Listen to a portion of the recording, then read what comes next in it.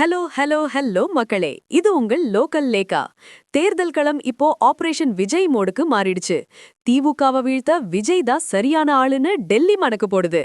ஆந்திராவுல சந்திரபாபு நாயுடு பவன் கல்யாண் ஜோடி ஜெயிச்ச மாதிரி தமிழ்நாட்டுல ஒரு மேஜிக் பண்ண அமித்ஷா ரெடி ஆகிட்டாரு.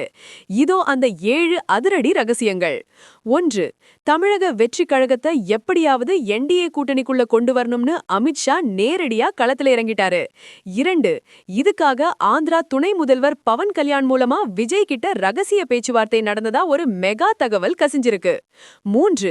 கூட்டணிக்கு வந்தா 50 தொகுதிகள் ஜெயிச்சா துணை முதல்வர் பதவின்னு அல்வா மாதிரி ஆஃபர்களை அமித்ஷா அள்ளி வீசியிருக்காராம். 4. இந்த தகவலை கேட்டதுமே எடப்பாடியார் அப்செட் ஆகிட்டாரு. பாஜகவுக்கு 50 விஜய்க்கு 40ன்னா அப்புறம் அதிமுக எங்க நிக்கும்னு அவரோட பிபி எகிரிடுச்சு. 5. ஏற்கனவே சசிகலா ஓபிஎஸ் உள்ள சேர்க்க சொன்னதுக்கே எடப்பாடி பிடிவாதமா மறுத்ததால இப்போ பாஜக வேற ரூட்ல டிராவல் பண்ண ஆரம்பிச்சிருக்கு. 6. விஜய பத்தி தப்பா பேசாதீங்கன்னு பாஜக தலைமை அவங்க நிர்வாகிகளுக்கு ஸ்ட்ரிக்ட்டா ஆர்டர் போட்டு தவேகாவுக்கு ரெட் கார்பெட் விரிச்சு காத்துட்டு இருக்காங்க. 7. ஆனா தவேகா தரப்போ பாஜகவை கொள்கை எதிரின்னு சொல்லிட்டு அவங்க கூட எப்படி போக முடியும்னு யோசிக்கிறாங்க. இதுல ஏதாச்சும் ஒரு ட்விஸ்ட் இருக்குமான்னு பொறுத்திருக்கு பாப்போம் பாஸ்.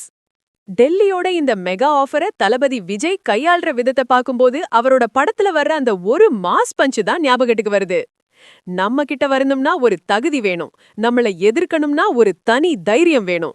தளபதி இப்போ யார மதிக்க போறாரு, யாரை எதிர்க்க போறாருன்னு மொத்த நாடே திக் திக்னு பாத்துட்டு இருக்கு பாஸ். விஜய் துணை முதல்வர் ஆஃபரை ஏத்துவாரா இல்ல தனித்து போட்டியிட்டு தன்னோட பலத்தை காட்டுவாரா? கமெண்ட் பண்ணுங்க. தமிழகத்தின் அனல் பறக்கும் தேர்தல் அப்டேட்டுகளுக்கு தொடர்ந்து இணைந்திருங்கள். ஸ்டே டியூன்ட் வித் பிராண்டி செய்திகள். Stay tuned.